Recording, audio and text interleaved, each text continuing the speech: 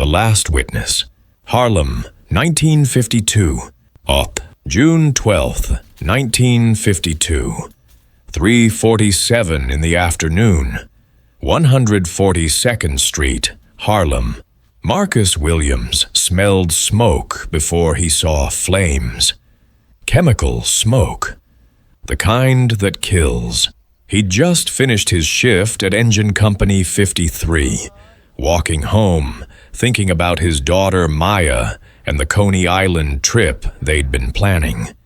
Then he saw it. A fourth-floor window with fire erupting, black smoke billowing into the June sky. A white woman collapsed on the sidewalk, screaming. My babies are still inside." Marcus ran. People shouted at him to wait for the fire trucks, called him crazy. He didn't wait. The lobby was filling with smoke. Marcus took the stairs 3 at a time. First floor, second, third. The heat was overwhelming.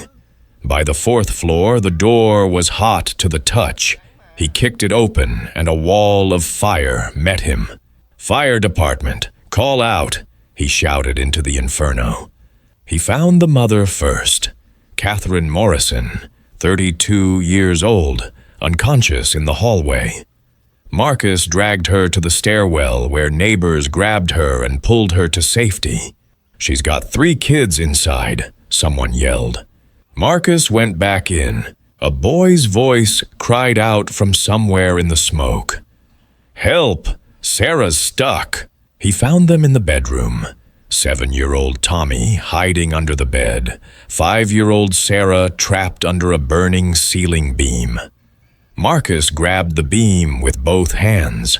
The wood was on fire.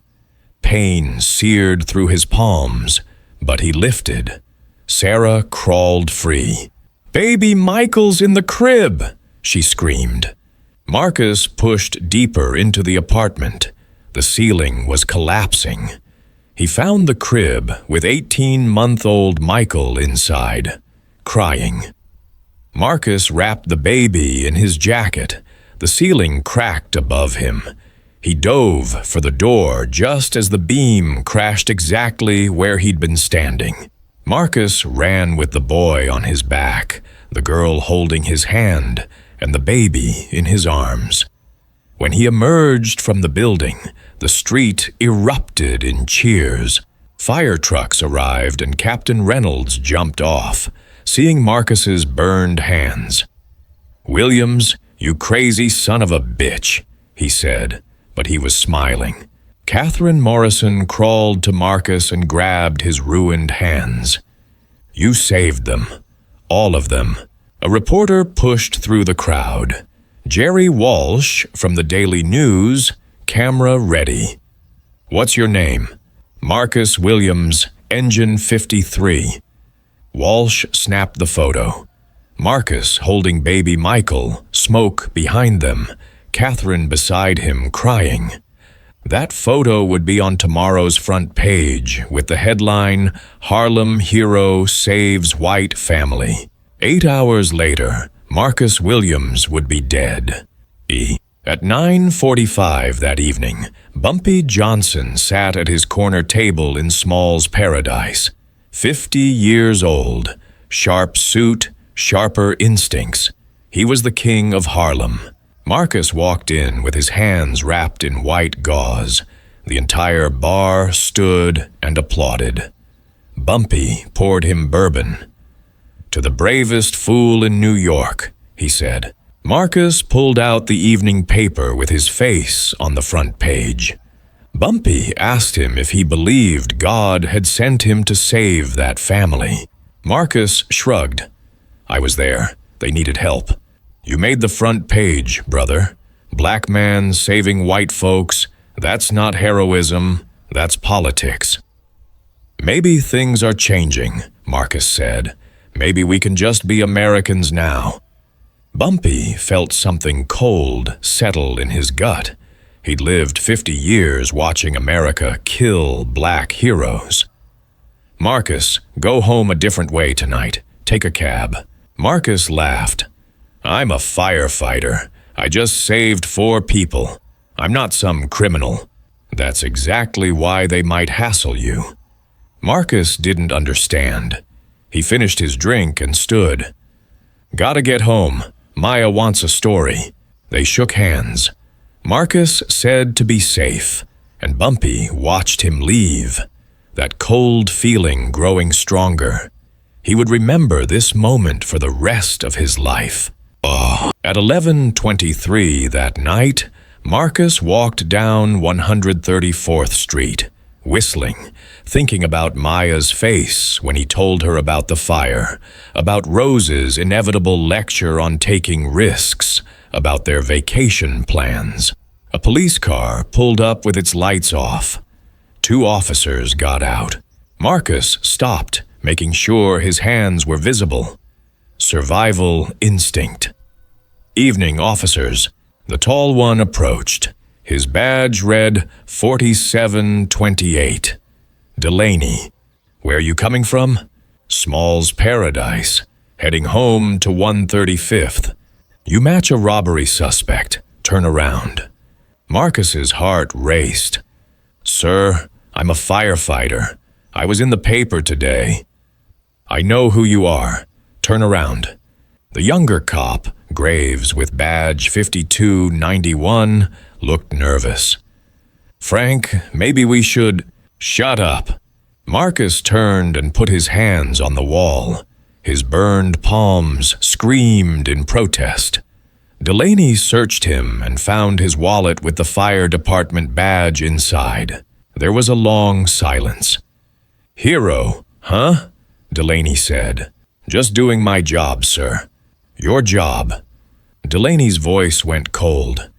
"Saving white babies. Front page. Makes people ask why white cops don't save people. Why it takes you." Marcus didn't understand where this was going. "Sir, I just want to go home."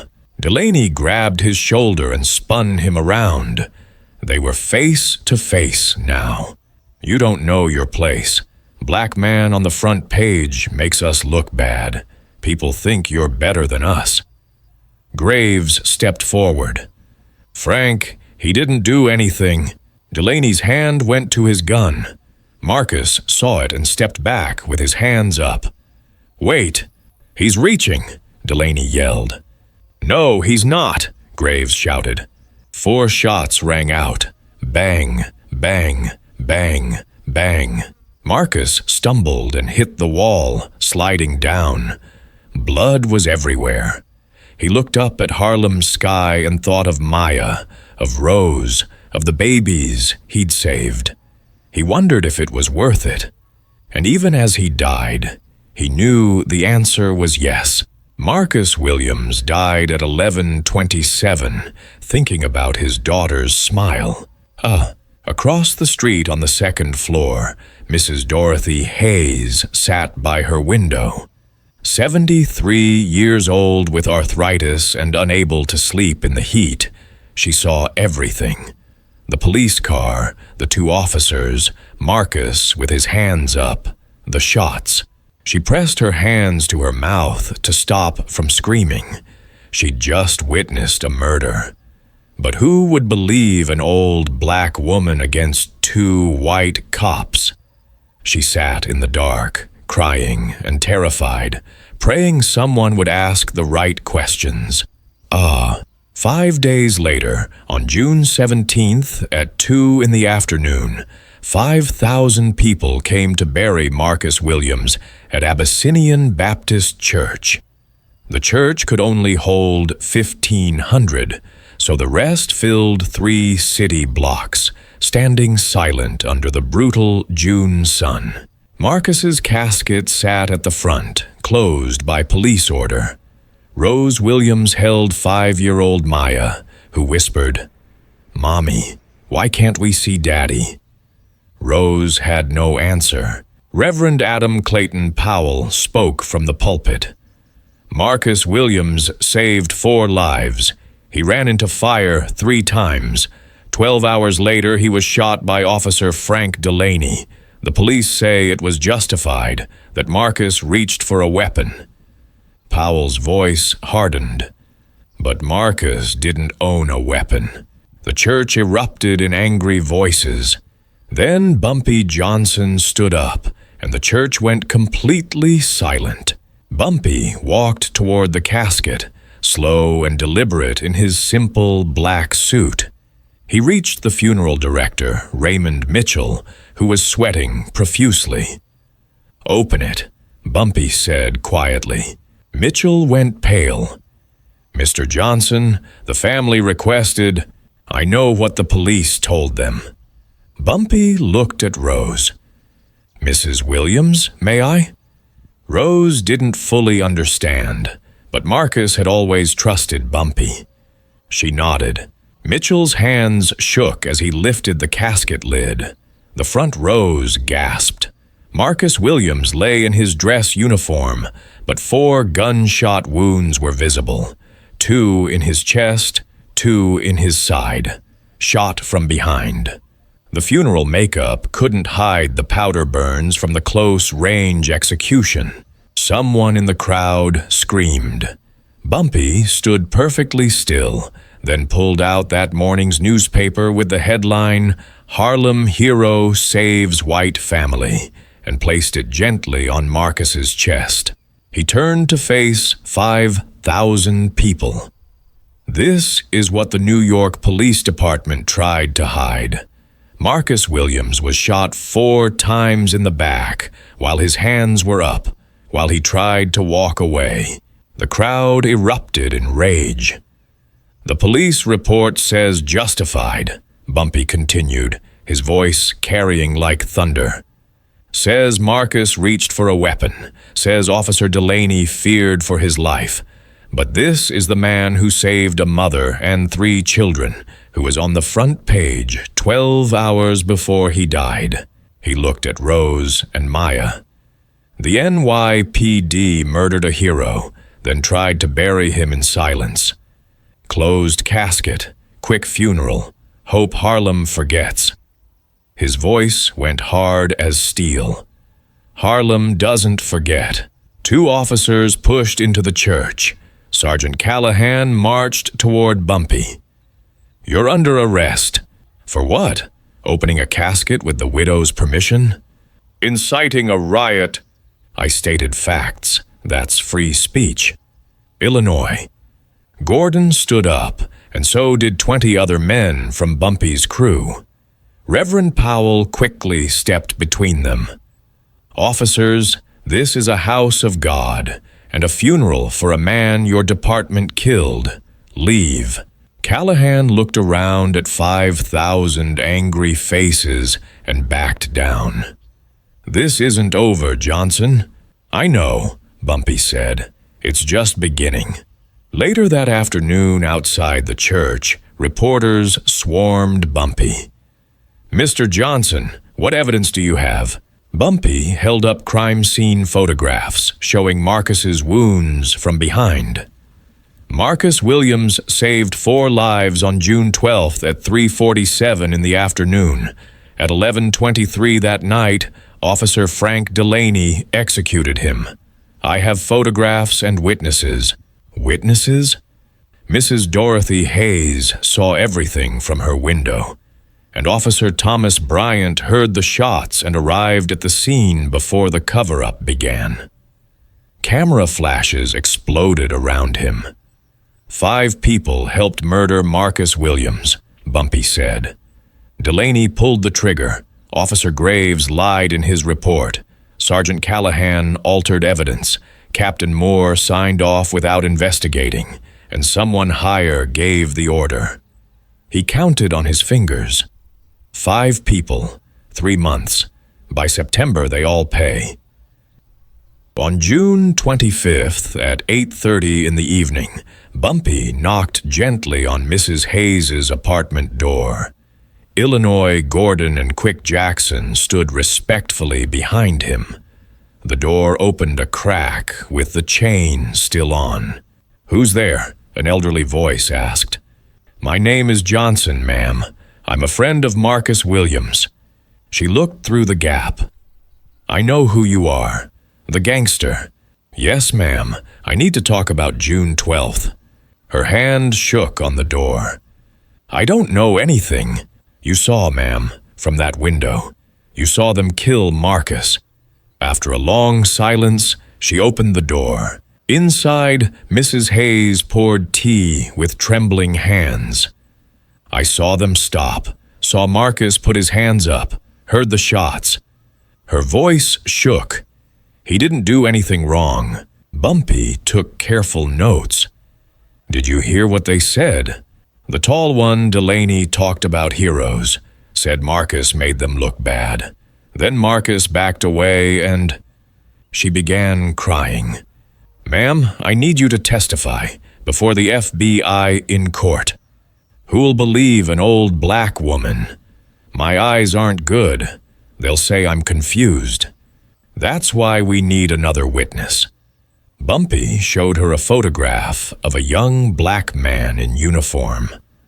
Officer Thomas Bryant. He was nearby that night, heard the shots, got to the scene and saw the wounds. Will he testify? He's scared, but if you come forward first, he'll follow. Mrs. Hayes looked at the newspaper photo of Marcus holding baby Michael. I'll do it, she whispered, for Maya, for all the children. On July 3rd in the evening, Officer Robert Graves sat at the bar in Kelly's pub, drinking his 7th beer. The TV showed news coverage of Callahan's arrest and more under investigation. I'm next, he thought, his hands shaking. Illinois. Gordon walked in and sat 2 stools down, ordering whiskey. After 5 minutes of silence, Illinois spoke quietly. You're Robert Graves. Graves tensed. Who wants to know? Friend of Marcus Williams. You said no, he's not, when Delaney lied. Graves's face went pale. I got nothing to say. Illinois pulled out an envelope and placed it on the bar. 2 sworn statements. Mrs. Dorothy Hayes saw everything. Officer Thomas Bryant was first on scene. They know Marcus didn't reach for anything, that Delaney lied, that you knew it. They forced me to sign that report.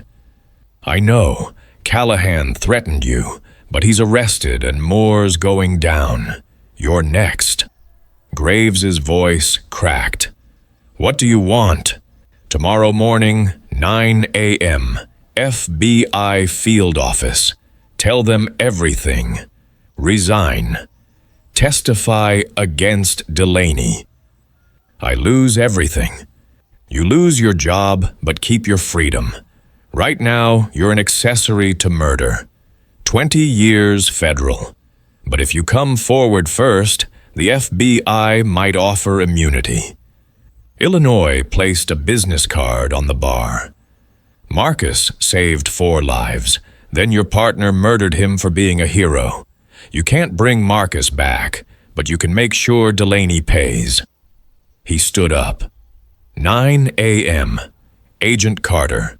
Do the right thing. After Illinois left, Graves sat alone, staring at the card, remembering his wife's voice saying, Tell the truth. It's the only way. The next morning at 8:53, Robert Graves stood outside the FBI field office with shaking hands. He'd kissed his wife goodbye and told her he loved her, that he was doing the right thing. She'd cried and said she was proud of him. He walked inside and told the receptionist, I'm Officer Robert Graves, NYPD.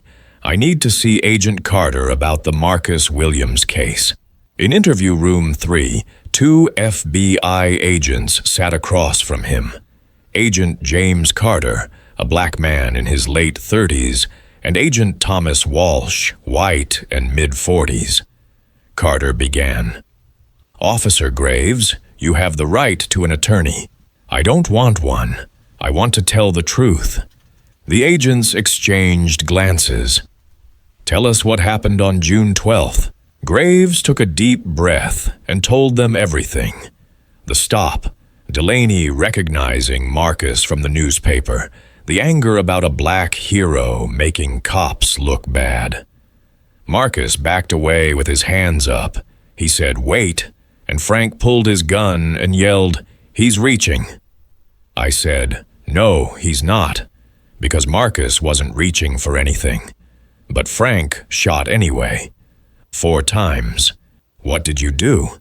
"I just stood there. Then Frank called it in, said the suspect reached for a weapon, said it was clean." "What happened next?" "Callahan showed up. He saw the wounds on Marcus's back and side. Knew it was bad. Then someone else was there in the shadows. I only heard a voice." Carter sat up straight. "Who?" "I don't know, but the voice said, 'Williams was investigating us. You did right, Delaney. Clean it up.'" "Captain Moore?" Graves shook his head. "Higher. More authority in the voice." Then Graves revealed something crucial. 2 weeks before he died, Marcus asked me something strange over coffee at the precinct. He asked if I knew any officers in the 28th involved with drugs. Carter leaned forward. "Why did he ask?" "He said he saw something during a fire in May, a building on 140th Street. When he went in to save people, he found a hidden room behind a fake wall with bags of heroin inside, maybe 100 pounds. He radioed it in, but when Captain Moore and Sergeant Callahan arrived, the drugs were gone. Completely cleaned out.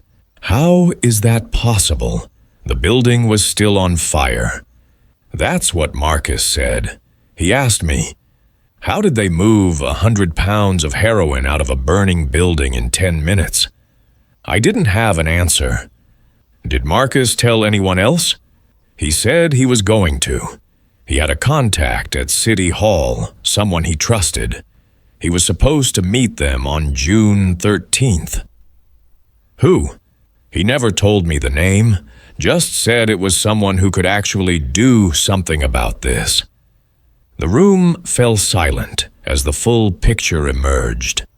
Marcus Williams hadn't died simply because he was a hero on the front page. He died because he'd discovered a police-run drug operation. On September 15th, the federal courthouse was packed for Frank Delaney's arraignment. He sat at the defendant's table, looking gaunt and exhausted. Rose Williams sat in the front row, holding Maya, with Bumpy 3 rows back. Judge Richard Harrison presided. "Mr. Delaney, you're charged with murder, deprivation of rights, conspiracy, and tampering. How do you plead?" His lawyer started to speak, but Delaney cut him off. "Guilty to all charges." The courtroom exploded. Harrison banged his gavel for order. "Mr. Delaney, you understand you're waiving your right to trial?" "I understand. I'm guilty. I killed Marcus Williams. I killed him because I was jealous, because I was racist. I don't want a trial. Marcus deserves the truth." His lawyer tried to object, but Delaney continued. "I want to make a statement." Harrison frowned. "This is irregular. I've lied enough." The judge nodded. "Proceed." Delaney turned to face Rose and Maya. "Mrs. Williams, I took your husband and Maya's father. I can't give him back. All I can do is tell the truth." He took a breath. "Marcus wasn't the first. He was the 5th. James Porter in 48, Raymond Tucker in 49, Malik Johnson, just 16 years old, in 50, Christopher Hayes in 51, and Marcus Williams in 52. All black, all unarmed, all ruled justified." The courtroom sat in shocked silence. "But I didn't do this alone. Captain Moore ordered me to kill Marcus, said Marcus was investigating our drug operation.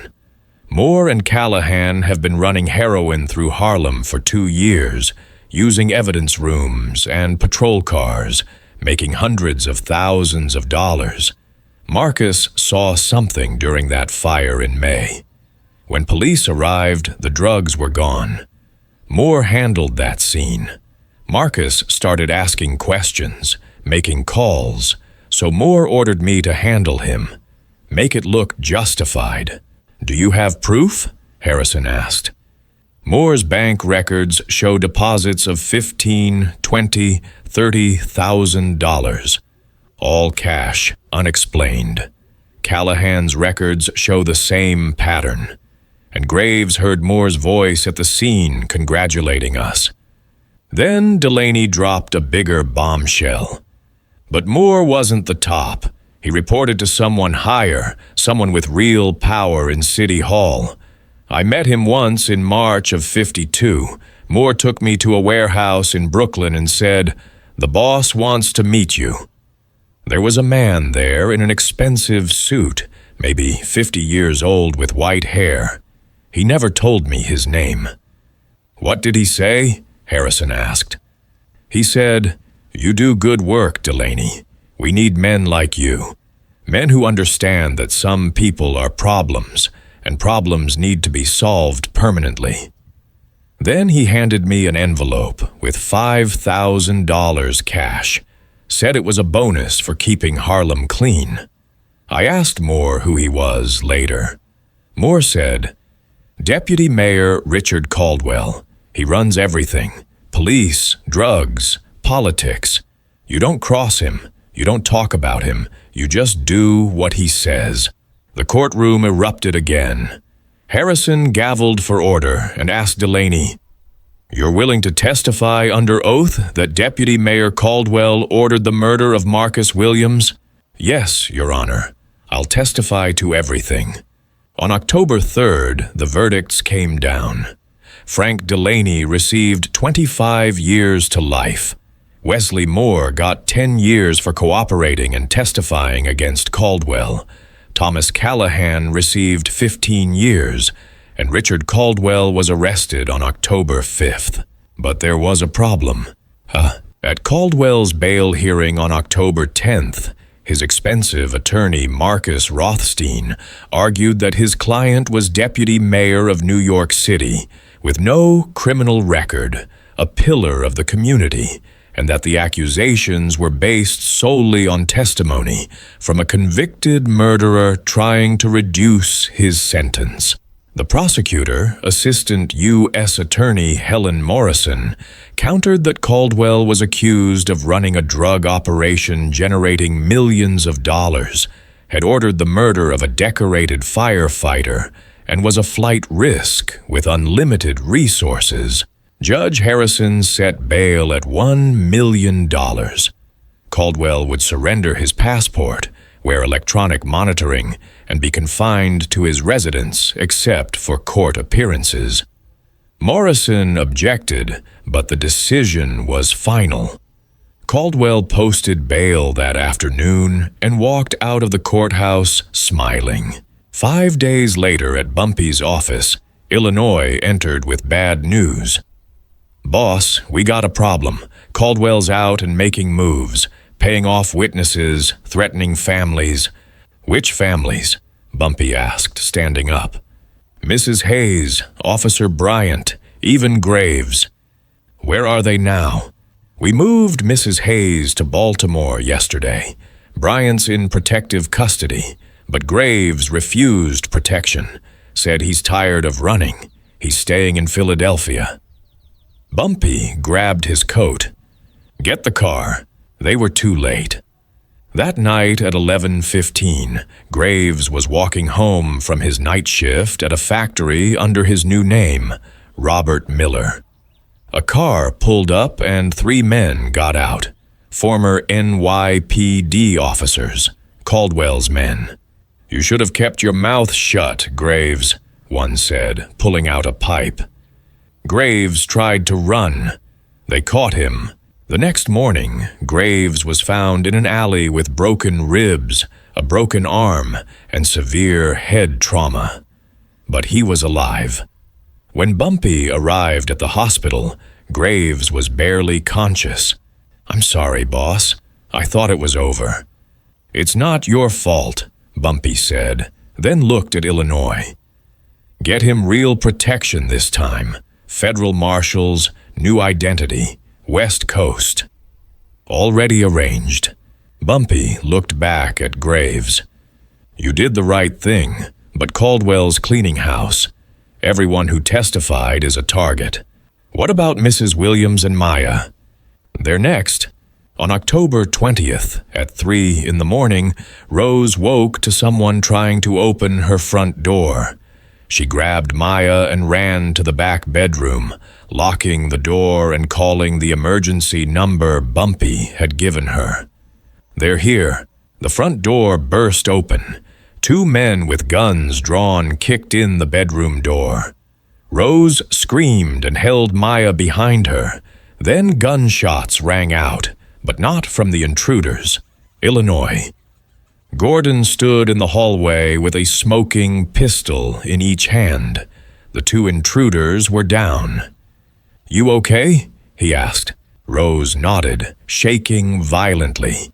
Pack a bag, 5 minutes. You're leaving New York tonight.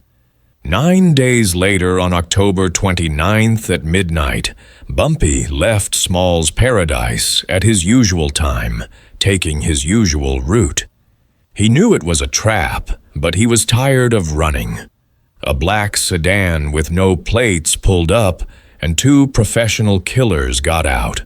Bumpy reached for his gun. 6 shots rang out fast. Bumpy hit the ground and the sedan drove away. 3 days later at St. Luke's Hospital, Bumpy lay in intensive care with 3 chest wounds, 2 in his side, and 1 that had grazed his head. The doctor said he should be dead, that he had the luck of the devil. Illinois sat by his bedside when FBI agents Carter and Walsh entered. Carter asked who shot him. Bumpy's voice was weak. Caldwell. Sent professionals. Carter nodded. We figured, but we can't prove it. Just like we can't prove he sent men after Graves and Mrs. Williams. I can prove it, Bumpy said with a painful smile. He looked at Illinois. Show them. Illinois pulled out a briefcase and opened it, revealing dozens of cassette tapes. Every meeting, every phone call, every conversation.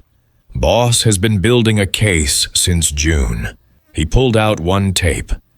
This is from September 20th. Caldwell meeting with his lawyer and 2 hired men, discussing handling the witness problem.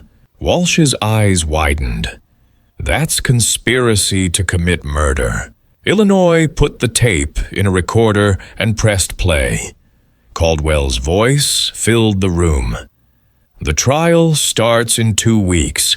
We need to make sure certain people don't testify, starting with the cop, Graves. Make it look like an accident. Another male voice asked, What about the old woman, Hayes? Caldwell responded, Same. And the Williams woman and her kid. I want them gone before Thanksgiving. That's a lot of attention. I don't care. I'm not spending 1 day in prison because a black firefighter got nosy. Handle it. The tape ended. Carter and Walsh sat in stunned silence. How did you get this? Carter asked. I have people everywhere, Bumpy said. Caldwell thought he was untouchable, but everybody talks. You just need to know where to put the microphones. How many tapes? 47. Conversations with Moore, Callahan, Delaney, his lawyer, city officials, drug dealers. All of them talking about the operation, about Marcus, about ordering hits. Illinois smiled. Boss has been playing chess while everyone else played checkers. Carter looked at the tapes. This is enough, more than enough. We can bring charges for conspiracy, murder for hire, racketeering. Do it fast, Bumpy said, because once he knows I have these, he'll come for me again. And next time, I might not be so lucky. On November 15th at 6 in the morning, the FBI raided Caldwell's home with dozens of agents and federal marshals. They found him having breakfast and reading the newspaper. "Richard Caldwell, you're under arrest for conspiracy to commit murder, racketeering, drug trafficking, and ordering the deaths of Robert Graves, Dorothy Hayes, and Rose Williams." Caldwell remained calm. "You have no proof." Carter placed a cassette player on the breakfast table and pressed play. Caldwell's own voice filled the room, ordering the murders. His face went pale. "Where did you get Ellsworth Johnson? Turns out the gangster is smarter than the deputy mayor." They cuffed him with no bail this time. He would be held in federal custody until trial. On December 1st, Mayor Wagner held a press conference at City Hall. "Deputy Mayor Richard Caldwell has been arrested on federal charges. He has resigned his position. An independent investigation will examine how this corruption persisted for so long." Reporters shouted questions about whether the mayor was involved and how high the corruption went. Wagner raised his hands. "I was not aware of Deputy Mayor Caldwell's activities. The investigation will determine if any other city officials were complicit." But everyone knew the rot went deeper than one man. 9 days later, Rose Williams visited Bumpy's hospital room with 6-year-old Maya, who held his hand and asked if he was okay. "I'm okay, little one," he said. Rose asked if it was really over. "The boss is in jail, facing life. Yeah, it's over. This part anyway." "What does that mean?" Bumpy looked at Maya. "It means there are more like him, but your daddy started something. People are paying attention now. Things might actually change." Rose pulled out a letter. "We're moving to Philadelphia. New names. Illinois will protect us." "That's good. That's safe." Maya asked, "Will we ever come back?" Bumpy smiled sadly. "One day, when you're ready to finish what your daddy started." 6 months later, in April of 1953, Bumpy had recovered but walked with a cane now. The bullets had damaged his spine. Richard Caldwell's trial lasted 3 months. The 47 tapes Bumpy had recorded were played in court, providing undeniable evidence. The verdict came down guilty on all counts. Life in prison without parole. Wesley Moore received 10 years for cooperation. Thomas Callahan got 15 years. Frank Delaney was serving 25 to life. The NYPD implemented reforms including public complaint records, a civilian oversight board, and diversity training. But within 2 years, most reforms were quietly rolled back. Marcus Williams's name faded from the headlines. But Harlem remembered. On June 12, 1955, 3 years after her father's death, 8-year-old Maya Williams visited his grave with her mother. "Mommy, tell me about Daddy again." Rose knelt beside her. "He saved 4 people from a fire. Then he tried to stop bad men from hurting people. He was the bravest man I ever knew. Did he win? He started the fight, and because of him, some of the bad men went to prison." "All of them?" "Most of them.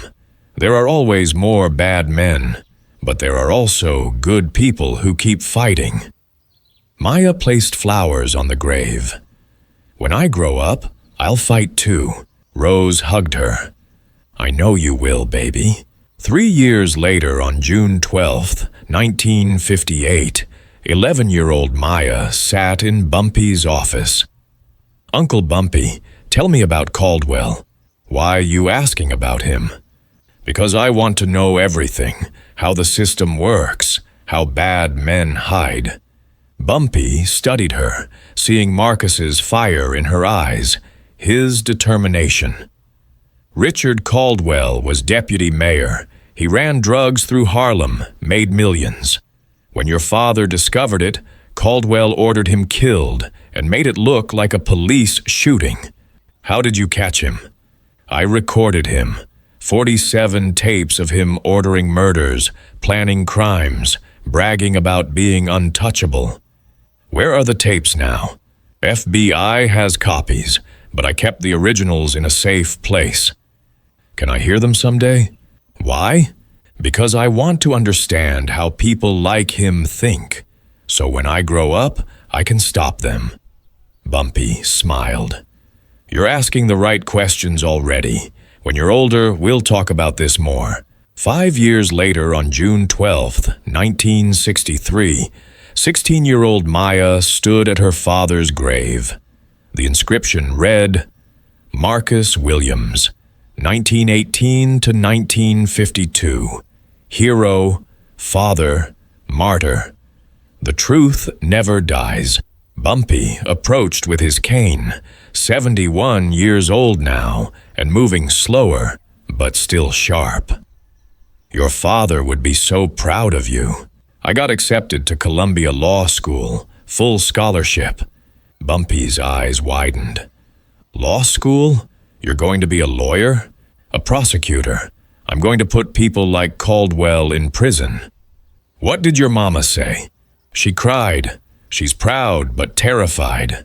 She thinks I'll end up like Daddy. Will you? Maya looked at her father's grave. Maybe. But if I don't try, he died for nothing. Bumpy grabbed her hand. When you graduate in 7 years, come find me. I kept everything. Files, tapes, evidence. There are more like Caldwell still out there, still hurting people. I know, and I'm coming for all of them. That's a dangerous path. Daddy took the dangerous path. Uncle Bumpy, you've been on it for 50 years. Someone has to keep fighting. Bumpy nodded with tears in his eyes. Your father saved 4 lives that day, but the life he really saved was this one. You're going to change the world, Maya. I'm going to try. 7 years later, on June 12th, 1970, 23-year-old Maya Williams stood outside Richard Caldwell's mansion in Connecticut, wearing her prosecutor's badge from the Manhattan District Attorney's Office. Bumpy Johnson, now 78 years old, sat in the car behind her. He was too old to walk easily, but he wouldn't miss this moment. Maya knocked on the door. A butler answered, asking if he could help. I'm here to see Richard Caldwell. Mr. Caldwell doesn't receive visitors without appointments. Tell him Maya Williams is here, Marcus Williams's daughter. The butler's face changed. He closed the door, and 2 minutes later, Richard Caldwell appeared. He'd served 18 years in federal prison before getting out 6 months ago on a technicality when some lawyer found a procedural error and the appeals court overturned his conviction. He was 72 now with gray hair, thinner but still arrogant. What do you want? Maya held up her badge. Richard Caldwell, I'm Assistant District Attorney Maya Williams. I'm reopening the investigation into the murder of Marcus Williams, my father. Caldwell's smirk faded. That case is closed. I was acquitted. No, sir. Your conviction was overturned on a technicality. That's not the same as innocent. And double jeopardy doesn't apply because we're bringing new charges. What charges? Conspiracy to commit murder, witness intimidation, racketeering, based on new evidence. There's no new evidence. Everything was used at trial. Maya smiled. Not everything. See, Bumpy Johnson kept copies of those 47 tapes, but he also kept something else. She pulled out a document. Your diary, the one the FBI never found. The one hidden in your Brooklyn warehouse. The warehouse you thought burned down in 1953. Caldwell went pale. How did you? Bumpy bought that warehouse in 1952 before it burned. He found your diary hidden in the floor, been saving it for 18 years, waiting for the right moment. She opened it and read aloud. June 13th, 1952. Moore called, says the firefighter is handled, clean, no witnesses. The operation is safe.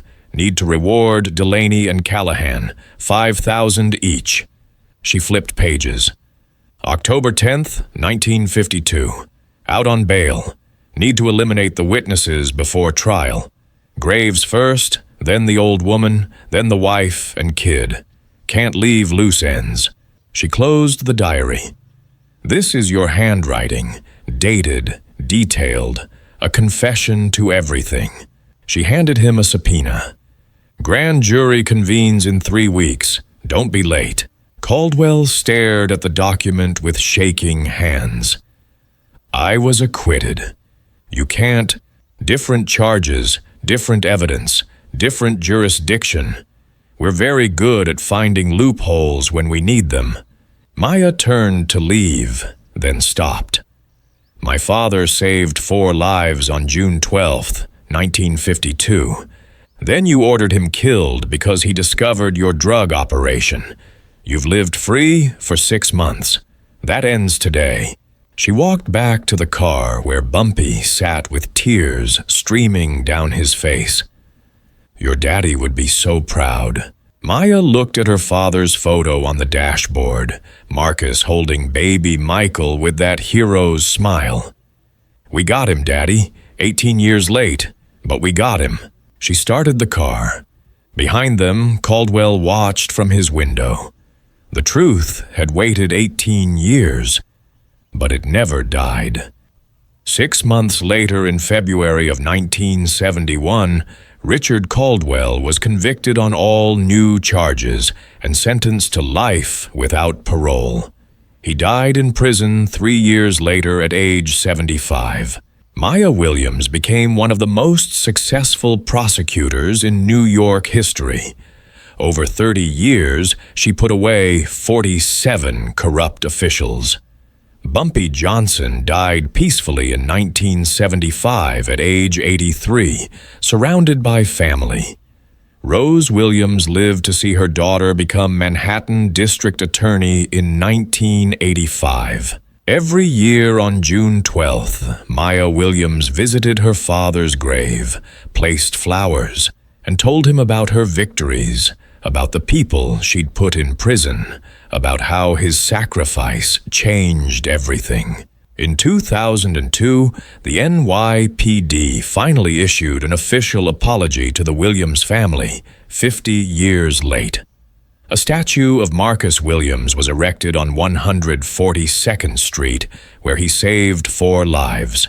The inscription read, Marcus Williams, hero, father, truth seeker, 1918 to 1952. He ran into fire to save lives. He walked into darkness to seek truth. He died so others might live free. The truth never dies. I really want to know, where in the world are you watching this from? Drop your city or country in the comments. This story has reached readers on every continent, and I'm always amazed by how far these legends travel. Drop a comment, share this story. Let's talk about it. See you in the next one.